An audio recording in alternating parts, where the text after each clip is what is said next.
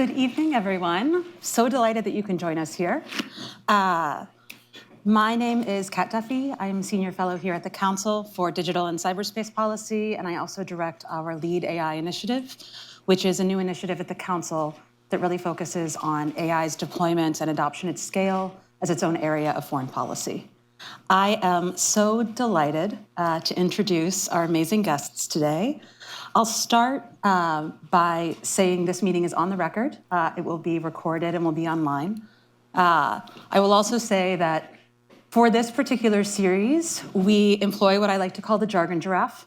So for anyone in the audience, this is the jargon giraffe.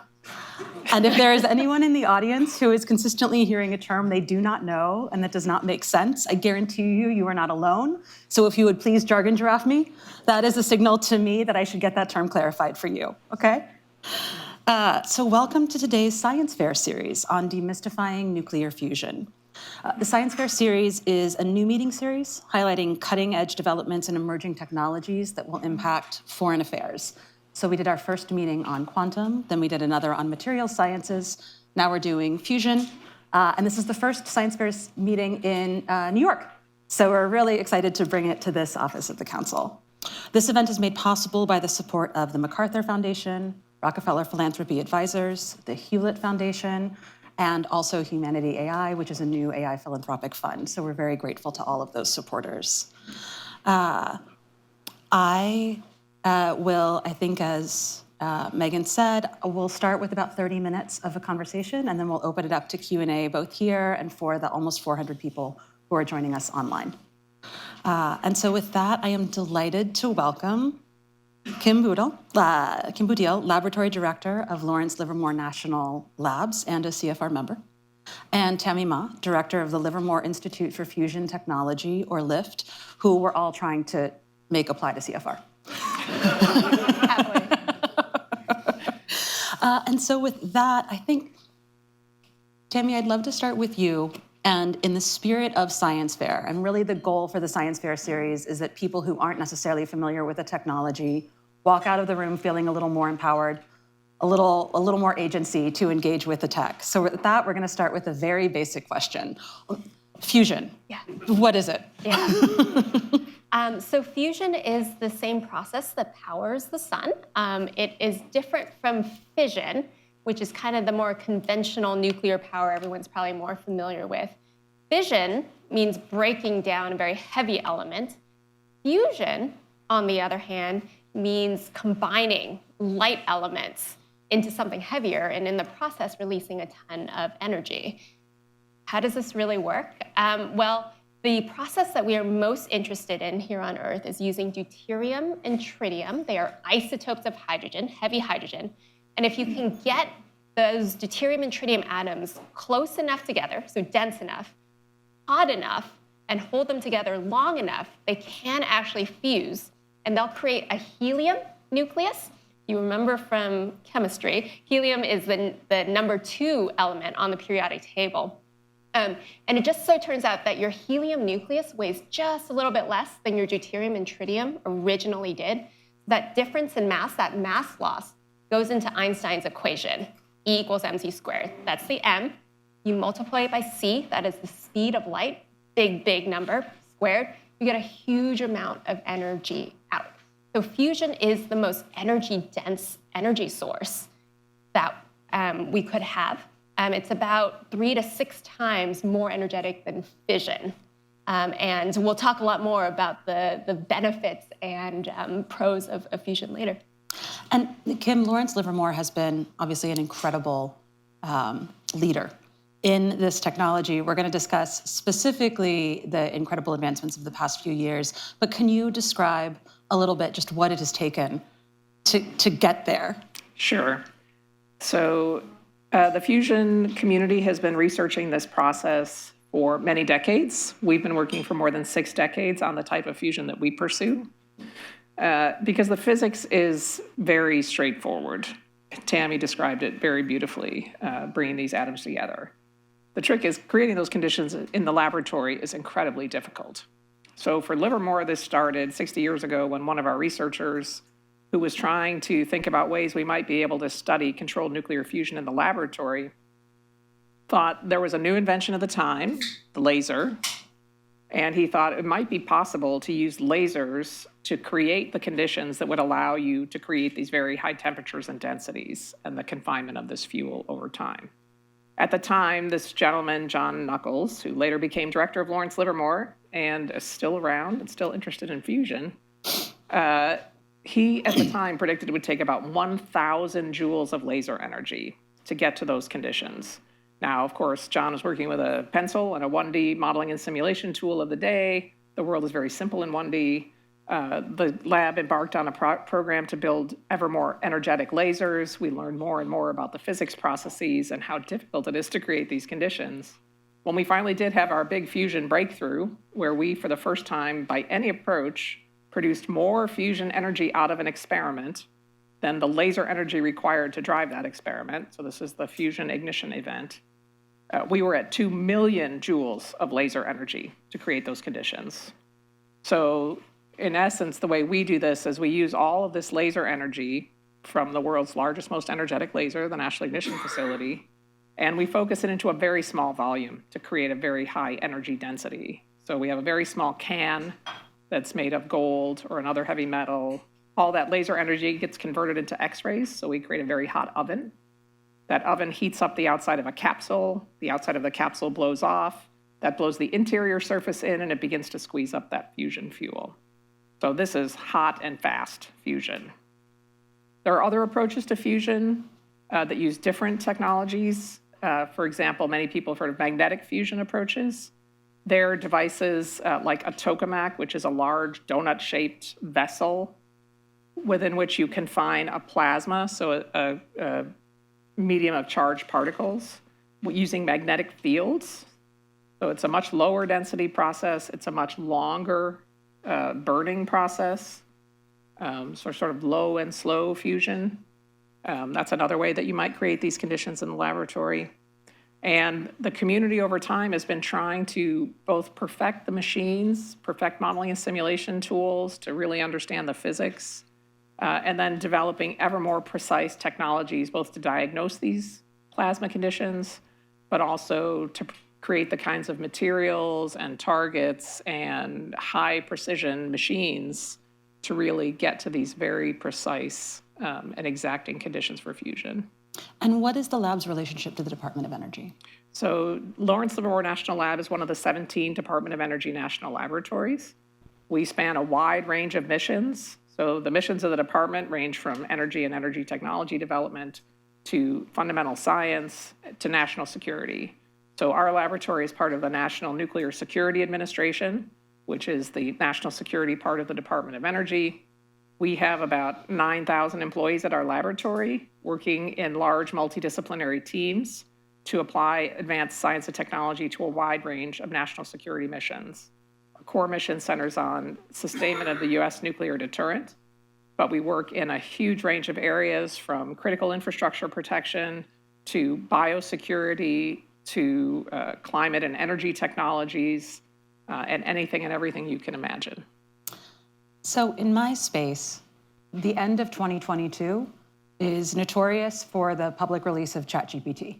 That is how everyone that I know remembers the end of 2022. But in December of 2022, there was another seismic occurrence in science.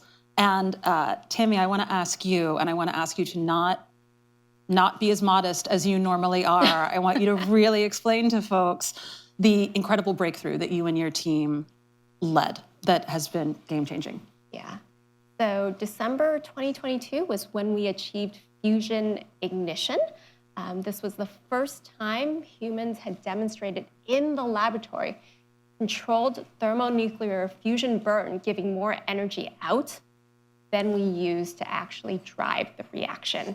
So what this actually did was demonstrate the scientific feasibility of fusion as an energy source. And it was built on over 6 decades of investment, committed investment by our US government and the Department of Energy, and just tens of thousands of people that had committed their lives to trying to better understand the physics of fusion, understand how to build up the technology, the lasers, the targets, all coming together to make this breakthrough. And yeah, it was a big deal. And can you explain what it was about your approach that is distinct? I mean, Kim touched on this a little bit, but going specifically into how did you and your team approach this differently than a lot of the other approaches that was really sort of innovative and produced these results? Yeah, so our approach is called inertial confinement fusion. And the name of the game of fusion is you have to achieve what we call the triple product. This means you have to get dense enough, hot enough, and hold your plasma together long enough. And you multiply those three things together, and you can vary each of them a little bit. The way we get there is with lasers to actually compress and heat up that fuel pellet and rely on the inertia of the target itself to hold itself together and make those fusion burns happen and get the energy out before the whole thing blows itself apart. Now, the pressures, the densities, the temperatures we're talking about are more extreme than anything in the solar system. We are hotter than the center of the sun, denser than the core of giant planets and the Earth. And so for humans to be able to do this is just absolutely extraordinary. And it was a confluence of physics, engineering, computer modeling, and just the work of scientists and engineers over decades to actually make this happen. So there's been a long-standing sort of joke or phrase in the field that we're 30 years away, right? We've been 30 years away for a long time. So do you still think we're 30 years away? What I keep hearing from people in the field is that this is truly a different moment. We are in a transformative moment. Kim, can I ask you first? And then Tammy, I'd love to hear from you as well. Yeah, the old joke is fusion is 30 years away from whatever day you ask. And always will be, is the corollary to that. I don't think that's true anymore. I think a huge number of things have happened in the last 5 years that have really made this a very unique moment in the history of fusion research. One is this scientific demonstration. This was an extraordinary accomplishment for the whole community, independent of what approach to fusion you were pursuing. This was a signature moment where we demonstrated that controlling these conditions in the laboratory was possible. So that was incredibly important and galvanizing for the whole fusion community. There have been technology advances for some of these other approaches, development of new types of superconducting magnets that will allow you to create different types of magnetic geometries, advances in pulse power technology that will allow those approaches to move forward, new types of lasers, new types of materials, precision engineering and precision manufacture of the targets that we use. So a whole host of things have to come together. And then I think you add into that mix the advent of large language models and AI, particularly AI for science and technology, and you can begin to see why this is a moment to double down on this technology and see where we can go. Because we can use those AI models to mine all of this data we've been taking to really learn at a much higher rate about the physics and engineering of fusion systems. We can use it to design machines. We can use it to control manufacturing processes, either to build very precise or unique target geometries or to build very complicated fusion machines in a high precision way. And we can use it to create control systems for these plasmas. So the trick with a plasma is that it's a group of charged particles that wants to blow apart. So everything about fusion is trying to work against their natural state, which is exploding. So, thinking about having very fast, very smart control systems that can keep these machines in a stable place for long periods of time is really, really unique. So what I think is it's now, 30 years and moving toward you. And the timescale at which it moves toward you is sort of a function of dollars invested in the field. There's a lot of private sector investment right now, $10 billion into the private sector for fusion startups. And what we need now is to double down in the public sector to really help with all this incredible capability that we've built up over many decades through patient investment of precious taxpayer resources to help support and enable this industry to move forward. And Tammy, from your perspective, it's, you had this incredible breakthrough, and now, as I understand it, you've really seen private sector investment and private sector interest just skyrocket. Yeah. As a scientist, what to you feels great and exciting about that increased interest? And where, on the other hand, do you sort of have some reservations or think there are other considerations that need to still be in play? Yeah. So it's really energizing, really fantastic. No pun intended. Thank you. Yeah. It's really cool to see all of a sudden a lot of venture capital, private industry interest in fusion. Fusion has always been this high risk, long time scale R&D endeavor, and so it has very much sat in the public sector for the past decades. What we're seeing now is signaling from the private industry that it might be time. We're ready to start commercializing, and not just commercializing, the eventual energy on the grid, ultimate holy grail, but a lot of the spin-out technologies that might come as we look into fusion. And so, with all of these new private fusion companies, right now, the Fusion Industry Associates puts out a report every year. They report over 55 different private fusion companies, mostly startups, all around the world, over $10 billion of investment in just the past couple of years. And with this comes a lot of new creativity, a lot of new agility, because each private fusion company has a slightly different approach to fusion. They're trying to build different machines, trying out different physics. And so what we're seeing is a lot of ambitiousness, creativity in the field that will ultimately help push us forward and accelerate us. Now, at the same time, it's a whole different ballgame for those of us that have been here for a little while. And private sector often has very different incentives than we might in the public sector, right? I personally am a plasma physicist, have been working at the national labs for nearly 16 years now. We have this mindset of, how do we develop the science and technology to best serve the US and the public good? We're publishing papers, going out to conferences, trying to get our knowledge out there. Peer review, lots of peer review, absolutely. And private sector, they're really just on a march to, turn this into an application and get energy on the grid as fast as possible. And they also need to monetize, right? They need to continue to keep their companies going. And so very often, some of the IP will become proprietary. And what we worry about is having some of that IP get locked up rather than getting it out there to actually serve the public good and the overall field. Because in all honesty, there is still so much work to do. There's still so much physics, science that we don't understand yet, that peer review is incredibly important, and making sure that we can kind of all look over each other's work and try to figure out what we don't understand together and solve it. And so right now in our field, we're just trying to balance that as best as we can. We're also launching a lot of public-private partnerships, with the federal government. It's fantastic because then we can use that to spur the overall industry, but at the same time, it is taxpayers' dollars, right? So how do we make sure that we are protecting the S&T coming out for the overall public good? And Kim, how do you think about the national security implications, both of what the private investment can help fuel in terms of speed and innovation and creativity, but also that dynamic of what happens if something gets bottled into IP or a private sector investment that could sort of go to anyone or that may not fuel our broader national security interests? How do you think about this as the director of the lab? Yeah, it's incredibly important. So the National Ignition Facility, our laser facility, is the centerpiece of our national security programs.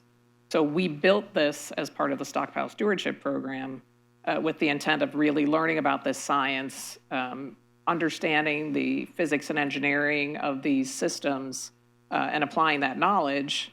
And this plan was created in the wake of the U.S. decision to stop underground nuclear testing. So this is part of how we do that sustainment of the nation's nuclear deterrent without additional underground explosive nuclear testing. So it really is an important centerpiece of our national security program. And our allies and adversaries alike are pursuing this physics because this thermonuclear burn physics is incredibly important.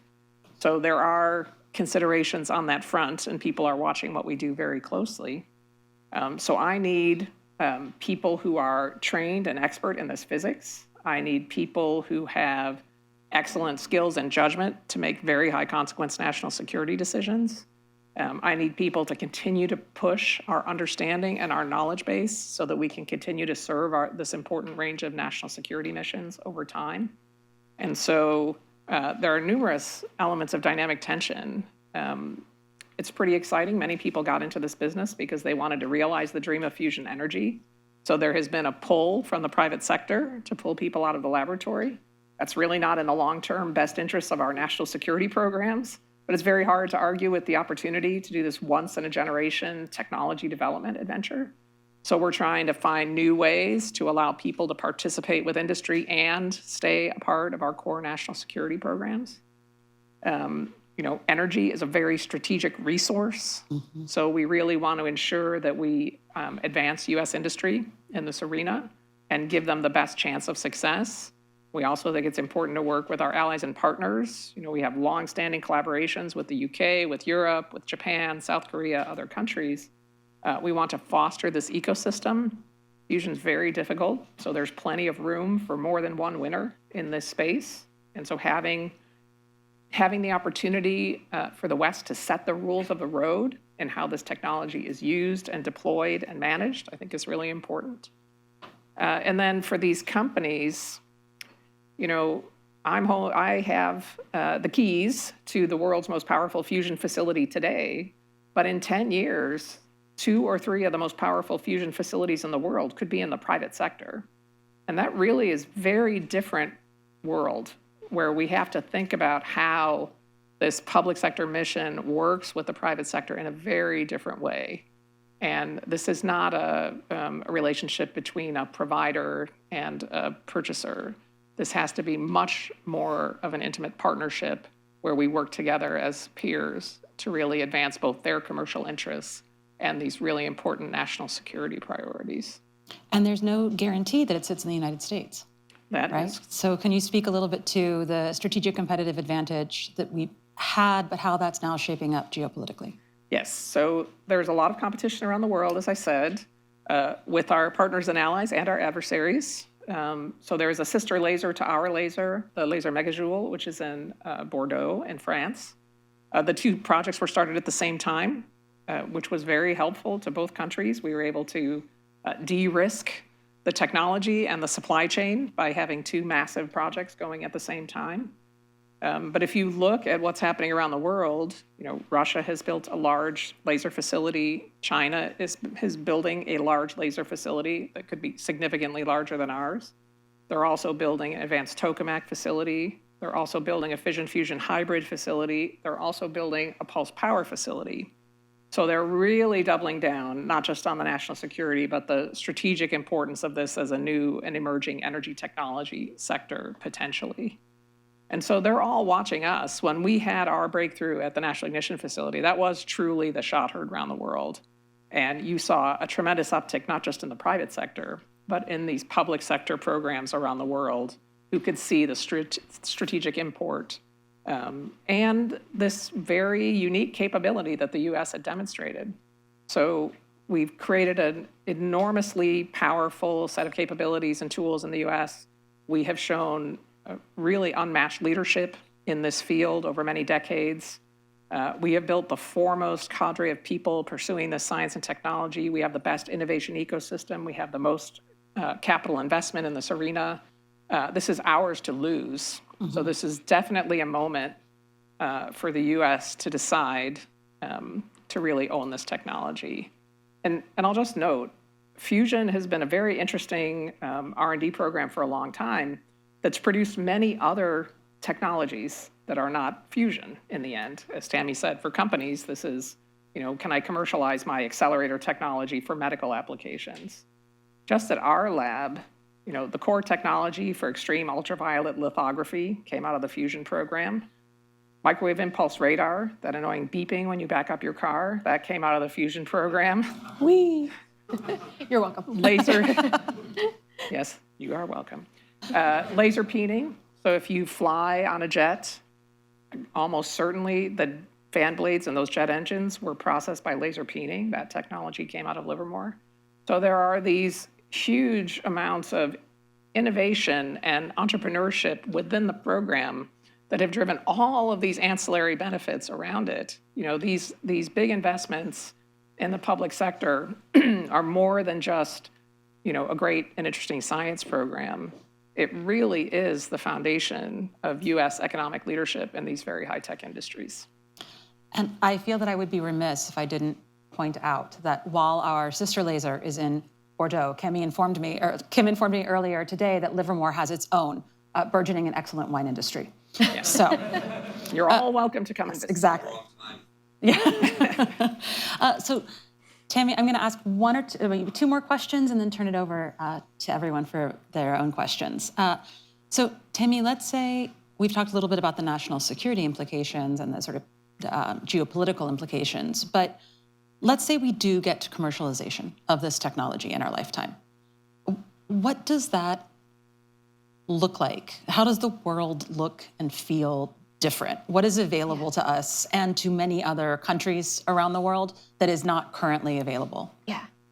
So fusion is a strategic technology, and many governments around the world are realizing this now. We've, besides the US, Japan, Germany, Korea, the UK, they have also put out strategic roadmaps for how to pursue fusion. And everybody wants to be the first to get there. Why? When fusion is so hard, takes so long, takes so many resources and investment, why is everyone pursuing fusion? Well, because the benefits are real. It's an entirely clean technology. You don't produce any carbon. It is abundant. The fuel that we need for fusion comes from seawater, or we can breed tritium in the laboratory. It could meet baseload. It's envisioned that fusion power plants are hundreds of megawatt, gigawatt type scale, similar to coal power plants of today.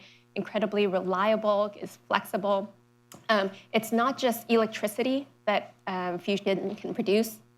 High temperature production, industrial heat can come from fusion, and there's no high level nuclear waste. So it's not the kind of radioactive waste that fission produces that has to be buried in geological repositories for hundreds of thousands of years.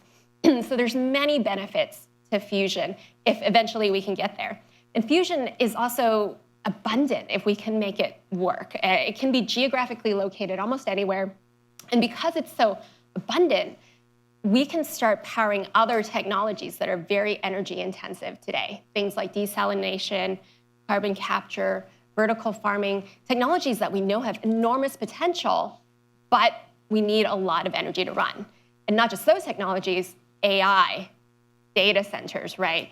And we all know that from AI, you can do drug discovery, materials discovery, all of these future innovations that will change life on Earth and change standards of living.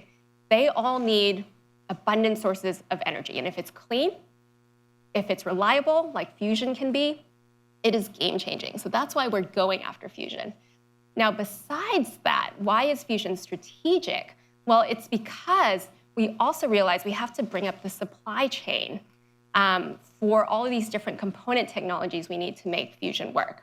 So things like lasers or high-temperature superconducting magnets. We need critical minerals.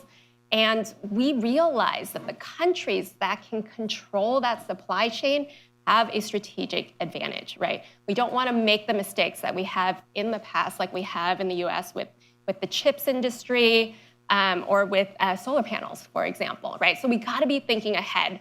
And this is why you're seeing so much government mobilization right now, trying to make sure that we stay ahead in fusion. And whoever gets there first gets the standards, the rules of the road, like Kim said. You know, if we can make fusion work, we want to democratize it. We want it deployed around the world, but we want the US to get there first so that we can deploy it in a way that's democratic and just. So this will be my last question, then I'll turn it over to Q&A.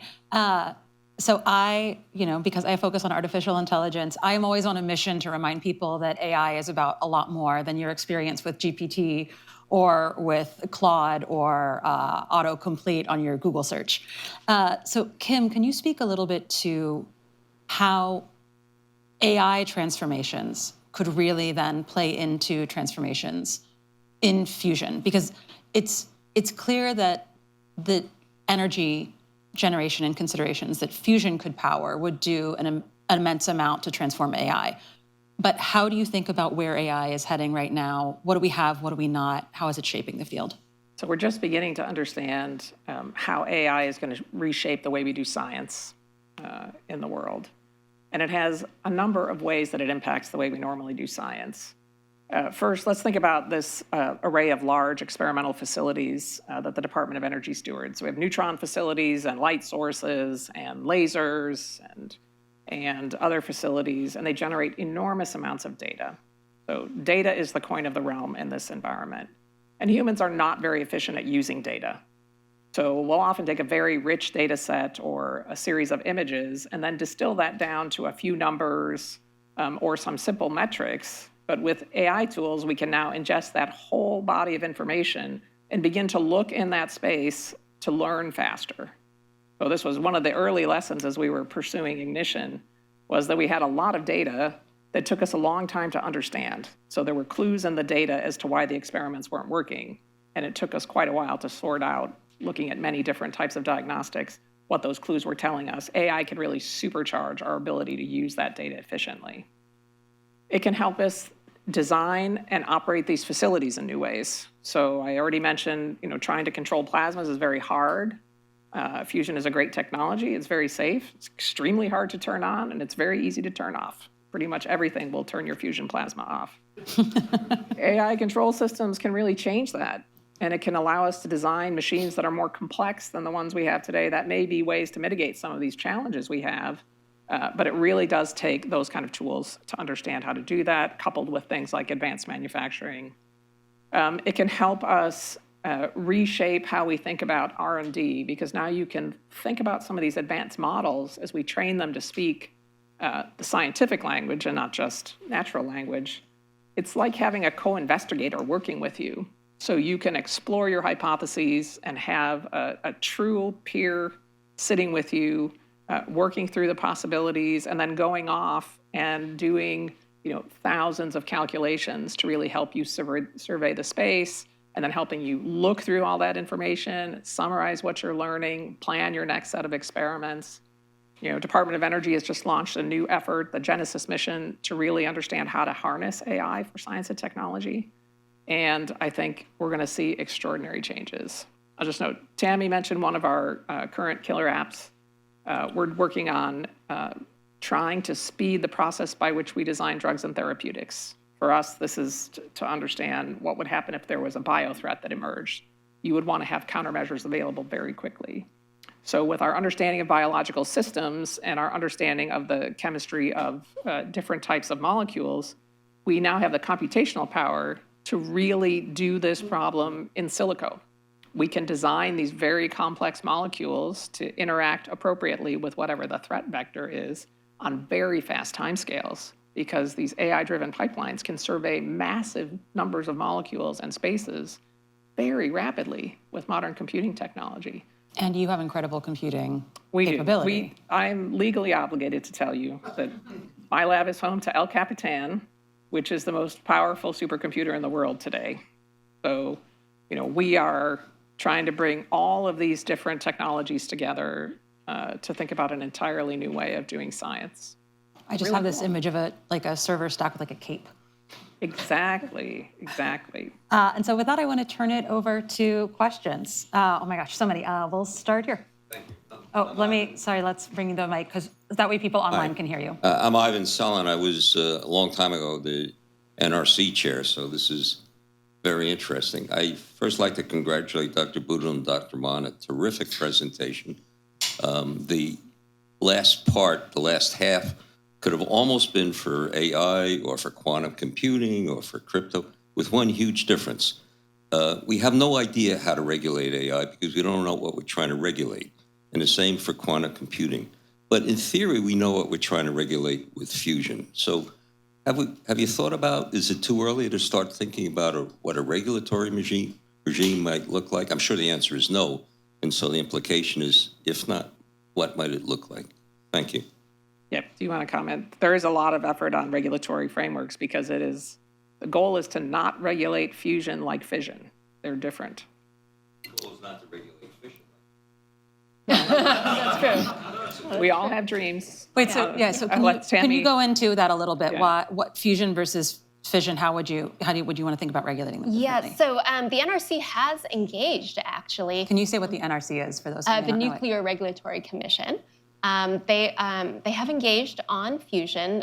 They realize that we want to start setting standards now that can help the overall industry have surety to actually accelerate the innovation, right? Currently, the idea is to regulate fusion experimental facilities more like accelerators than fission machines. And that gives us a little more flexibility in where we site and the oversight there. And so that helps the industry quite a lot. You'll also see governments around the world engaging here as well, because we want to make sure that there is some kind of standardization worldwide, right? And the US and the UK are certainly in the lead, driving the conversation. The IAEA, the International Atomic Energy Agency, IAEA, is also involved because they're the ones that do nuclear safeguards, right? And so, we want to work with the international community to educate and to demonstrate both the benefits and whatever potential risks there are in fusion too. We just have to be upfront about it and have that conversation going. So everything is still in an early stage right now. That's the exciting part of it, really. But yeah, regulation is a big piece of it. We have so many questions, so let's try to get to more. Tim. Hi, Tao Tan. Thank you for being here tonight. And full disclosure, about 20 years ago, when I was a lot smarter than I am right now, I did some research at the Princeton Plasma Physics Lab. Go Princeton. Yeah, and so my question is, if you think about the two primary types of technology today for fusion, historically it's been the magnetic confinement, the tokamaks, yay Princeton. What you have at Lawrence Livermore is the laser pellets. How would you compare the two technologies in their progress, and where do you think where the most promising discoveries along these two paths are in the years ahead? Right. I won't force Tammy to pick favorites, but since it's my lab, I can pick favorites. So there have been technology innovations on both fronts. I think it's important to remember that as of today, only one approach to fusion has ever produced target gain. So that's the laser-based approach. The magnetic confinement community has had significant technological advances in superconducting magnets and other technologies, these AI-driven control systems. I mean, very good. And the record for the most fusion yield, again, without actually producing more fusion yield than energy required to confine the plasma, is held by a tokamak. So both show great promise, and both have very significant private sector investments. If you think about operating a fusion power plant, then there are some things to consider. One, if you want baseload energy, you want it every day, all year round. So you have to think about a system that has very high availability and very straightforward maintainability. So here's where laser fusion actually has some nice attributes. In a laser fusion system, you have a very small target producing the fusion yield, and you can put the target far away from all your high-value lasers and optics and stuff. So the degradation on the plant systems can be managed in a different way. The problem is essentially separable. So that's a nice feature for laser fusion. On the downside, you have to produce 1 million targets a day, and you have to show that you can do this process at 10 times a second. We can do 1 fusion experiment a week currently. We typically don't do more than 1 per month because of the infrastructure required to do that and the complexity of the targets and so on and so forth. So many challenges. In magnetic fusion, you have your fusion generating plasma right in the middle of all your high value hardware. So the system is very closely coupled. The magnets are snuggled up right around the outside of that confinement vessel. So you have to think about strategies for protecting those systems from the radiation that's produced in the plasma and making them last as long as possible, or strategies for maintaining or taking the facility down in a scheduled way so that you don't really disturb the production of energy. So I think there are some logistical challenges and potentially some some long-term sustainability challenges. Materials don't like high radiation environments. If you think about what happens to materials in fission reactors, all of that exposure to radiation causes steels to swell, for example. And so eventually you have to replace structural components in many of these systems. Fusion systems will have some of those same challenges. We're working on new material systems to try to mitigate those. We don't have them today, but that's a challenge for both approaches to fusion. And I think, in the next 10 years, it's very probable, it's certainly possible, and it's probably probable, that both approaches in the private sector will build facilities that can demonstrate gain. Now, there's a big difference between building a big facility and operating a big facility and successfully producing fusion gain. So there are many ifs in my statement, but there are a number of companies that have very credible approaches, very credible teams, really building great machines right now. And I'm very hopeful that with the right kind of partnerships, we'll be able to get them over that threshold. But turning it into a power plant, there's more to it than just, we always say it's just, I'm a physicist, we always say it's just engineering. I mean, I'm also an engineer, so that really underplays the degree of difficulty here. There's like the quadruple axle of science. So people need to be serious about that. It's worth doing. Hard things are worth doing. That's why we had this fusion ignition moment. We didn't quit for 60 years because it matters, and it matters that we can make these things happen. And bring people together to solve hard problems. But man, this is a good one. So you may want to go back. This feels like an evergreen statement around innovation. That we could have a spectrum of like, well, it's possible. Yes.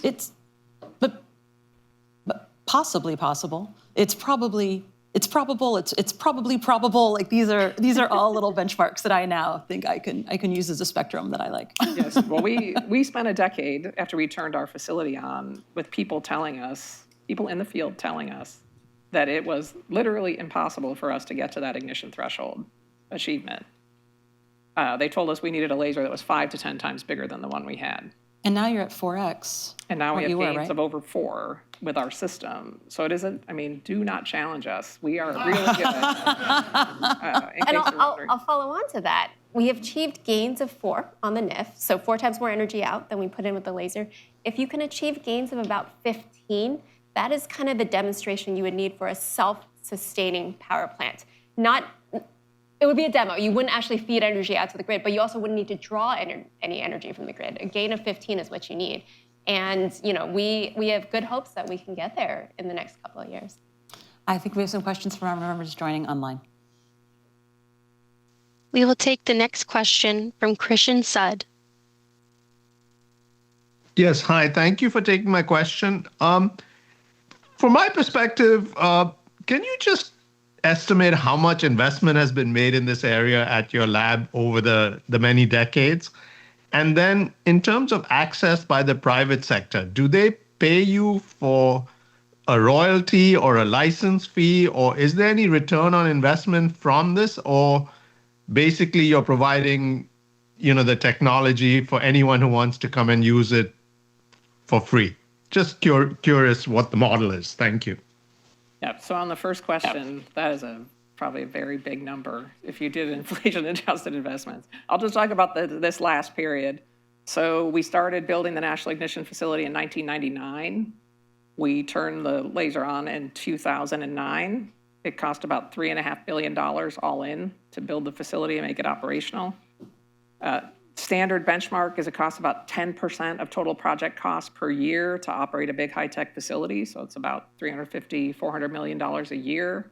We do about 300 to 400 experiments a year. We're coming up on getting close to 5,000 experiments over the life of the facility. So it's about $10 billion all in if you look over the whole life cycle of the facility, which, that's a lot of money. Certainly, I don't have $10 billion, but in terms of investment in major scientific infrastructure, it's actually, sort of a standard issue, large-scale scientific project. In the private sector, as Tammy said, there's about $10 billion in private capital right now. spread over many, many fusion companies. The best capitalized have a few $1 billion each, so there are some big players in magnetic fusion, in pulse power, in laser fusion. There are probably 3 to 5, I would say, really major dominant players across that space, and a couple of other approaches that are different. So lots of money in the field. The Fusion Energy Sciences budget, which is what funds the basic science fusion program, so the tokamaks at Princeton Plasma Physics Lab or at General Atomics in San Diego, that program overall is about $800 or $900 million a year, and that funds a huge number of academic participants, university labs, scientific researchers, really laying the foundations for the field. So the way the private sector works with us, there are different mechanisms. If we have a technology, they can license that technology out. So we have put a huge amount of technology out into the field that's, represents a very significant market capitalization. We get royalties on those licenses. The inventor gets a share from that. So there are incentives for our people to really bring patents forward. We can do cooperative research and development. That's where companies come in and they pay us to work on a specific problem for them. So if they have a very specific systems issue or they want us to help them develop some specific technology, they can pay for that service. Or we can do strategic partnership projects, which are really more R&D contracts, where they will have a set of questions. We might work together. We might write a paper together. We might create a technology together. There might be IP sharing in those arrangements. Each arrangement is unique. I think what we're exploring right now is with the speed with which industry is moving and the emergence of new types of industries. The AI industry is very different, for example, in character. We need to figure out ways to work more fluidly with industry. So we're looking at ways where we can have our folks out working with industry partners in their environment and where we can have industry folks working in our environment so that we can really find a different type of mutual benefit.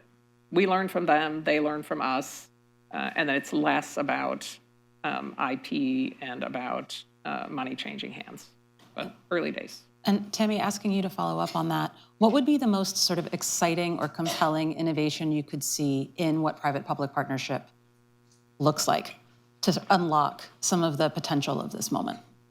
Yes, so what we see in the public sector is our role is to grow the overall industry and the overall ecosystem. So what we're trying to do is really bring together the national labs and those of us in the public sector to answer the questions that are pre-competitive and that every fusion company needs and can benefit from.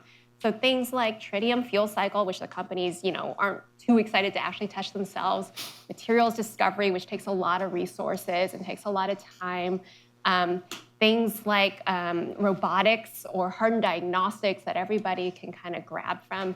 And so we're trying to build up the infrastructure so that we can have that kind of exchange. The private sector can tell us what they need, and then we can bring solutions back to them.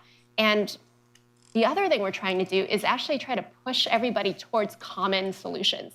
So maybe, a first wall material, we can find something that works for almost everybody, and maybe it's not the most optimal solution for this one particular approach. And companies might want to play around with the solution a little bit later. But for now, let's try to push everybody, find the common solutions that can really accelerate overall progress, things that can really bring all of these technologies together. So that we're trying to build the structures around there. And right now, it's a really exciting time because I think there's a mood for change. There's a mood for acceleration. Let's try to break down those barriers and make that happen. And there's a willingness on both the public and private side. And so we're trying, and policy side as well, right, to kind of make that happen. So Kim, to your point, a little more than engineering. It is, and so Tammy's institute is Livermore Institute for Fusion Technology, LIFT.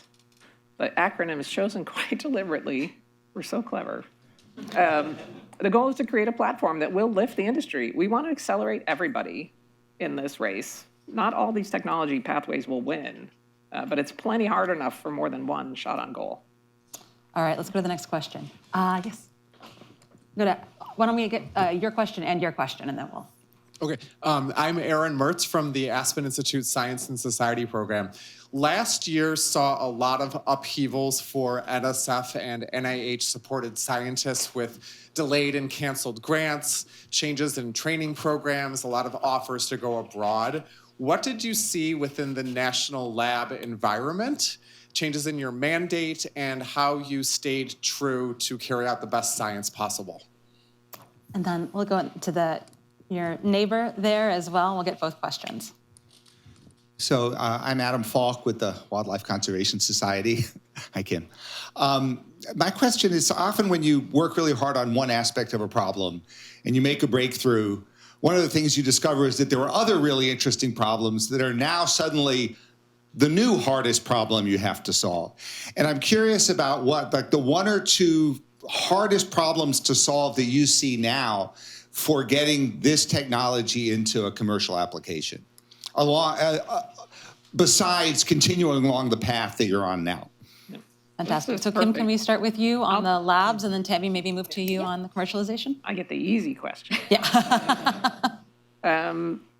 So it's been a time of great upheaval and change and uncertainty, I would say. So for us, we're part of the national security community. The investments in foundational capabilities for national security have been very strong and stable. And we have had great support from the administration and from the Congress to really sustain and advance the capabilities that we have for these critical missions.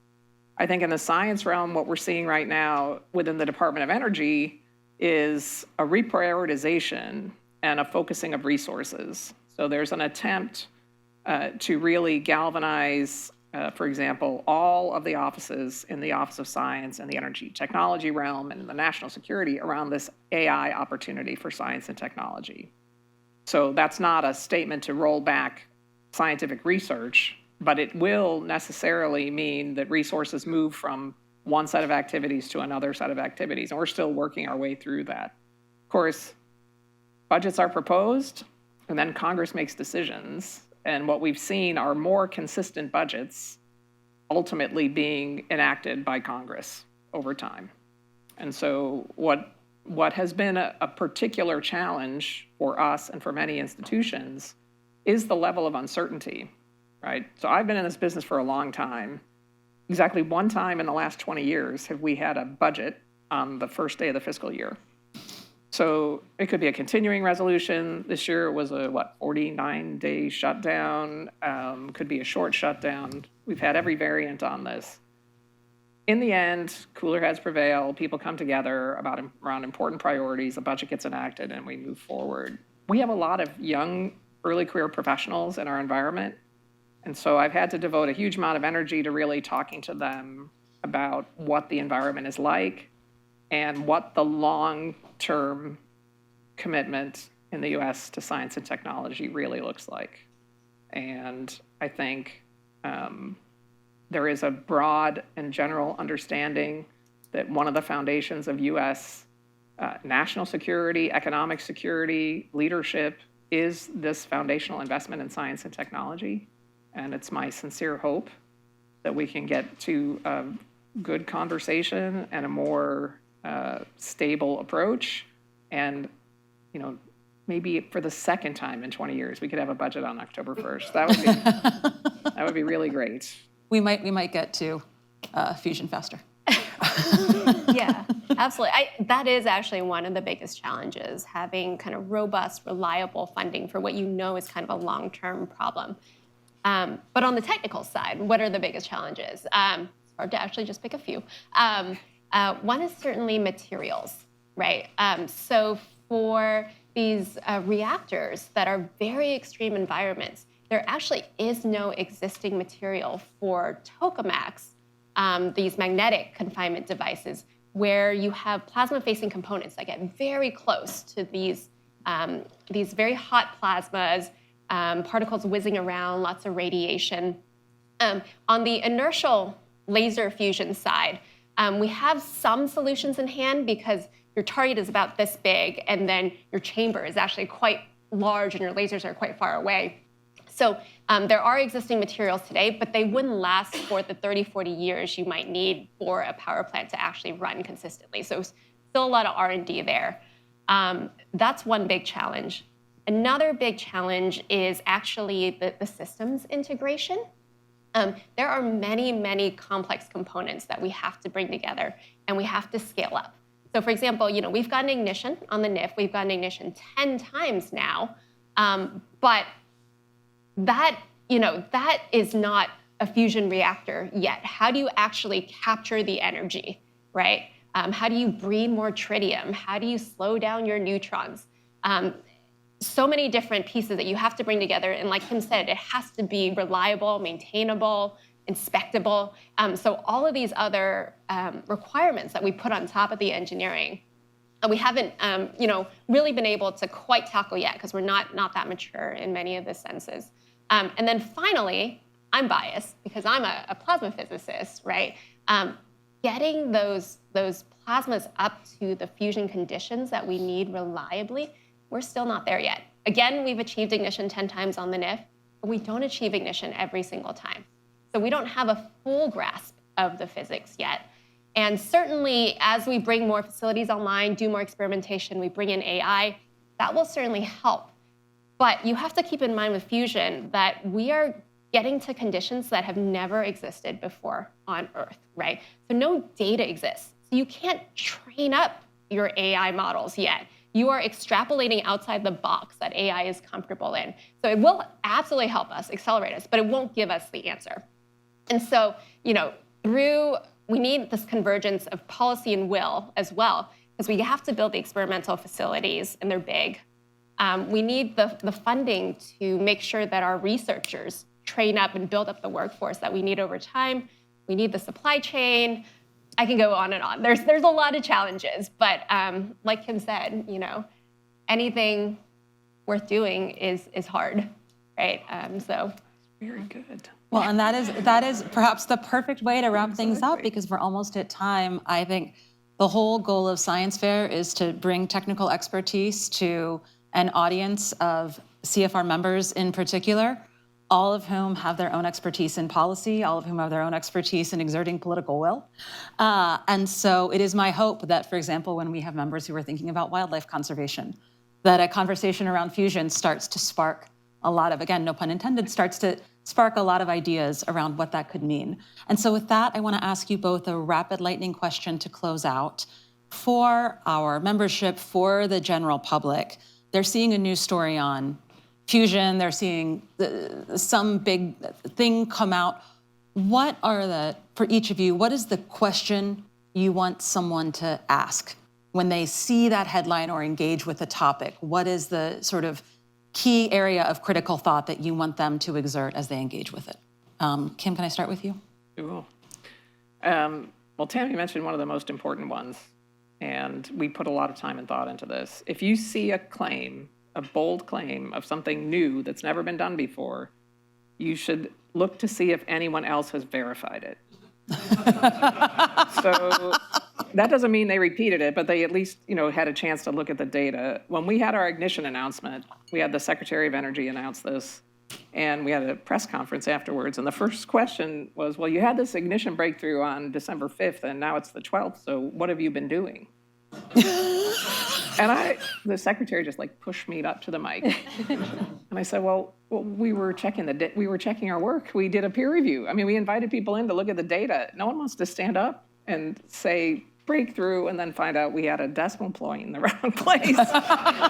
So, I've talked to many of the leaders of these fusion companies, and the really credible ones are committed to that. They're committed to showing their work, and I think you should expect that. And Tammy, how about you? Kim stole my answer. I think the other thing is if somebody is promising energy on the grid, and we certainly hope that they're for real, that'd be great, right? Kind of look at it in the context of the integrated solution, right? Just producing gain is not the same as building an integrated reactor that has all of these different problems solved, and see who they're partnering with as well. Are they credible institutions that are doing real R&D to actually move things forward. Yeah. Or ask yourself, what would Tammy say? I think that's my benchmark. It's going to be devastating to my children to hear that it actually is important to show your work. They keep praying it's not. With that, I want to thank Dr. Badil and Dr. Amal. Please join me in thanking them for this wonderful discussion. And thank all of you for joining us today and all of our members who joined online. Have a great night.